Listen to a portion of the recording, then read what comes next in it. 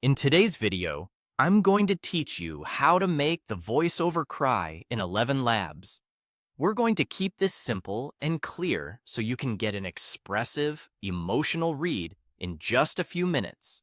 First, open your web browser and head to Google. In the search bar, type ElevenLabs. This will bring up the official site. Click on the ElevenLabs result that leads to the elevenlabs.io domain.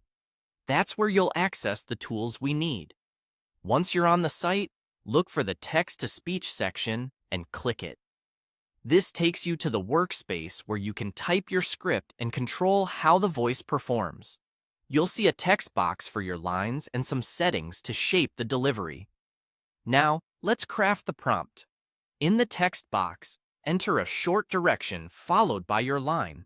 For a crying performance, you can use a stage direction in brackets to guide the model. Type this exactly. Crying. I'm trying. I really am. I just don't know what to do anymore. Those brackets help signal the emotion, while the dashes and ellipses slow the pace and add hesitation.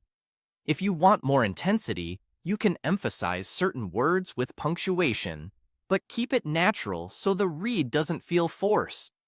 Next, change the model to V3. In the model selector, choose V3 from the list. This version is designed to capture more nuance, making it better at interpreting emotional cues like crying, shakiness, and breathy pauses. With your text in place and the model set, click Generate Speech. The tool will produce an audio preview of the line. Listen closely to how the emotion lands. Do the hesitations feel genuine, and does the pacing match the tone you're aiming for? If it sounds too steady, try adding another ellipsis or a gentle pause in your text. If it feels overdone, simplify the punctuation so the delivery is cleaner. You can generate again to explore subtle variations until it feels right. A few quick tips as you refine. Short sentences usually sound more believable when crying. Avoid overloading the line with capital letters or excessive punctuation. Small tweaks have a big impact.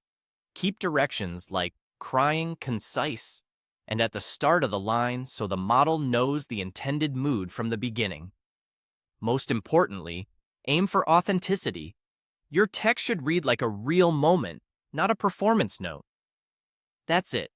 You've searched for ElevenLabs, opened text-to-speech, written a clear emotional prompt, switched to the V3 model, and generated a convincing crying voiceover.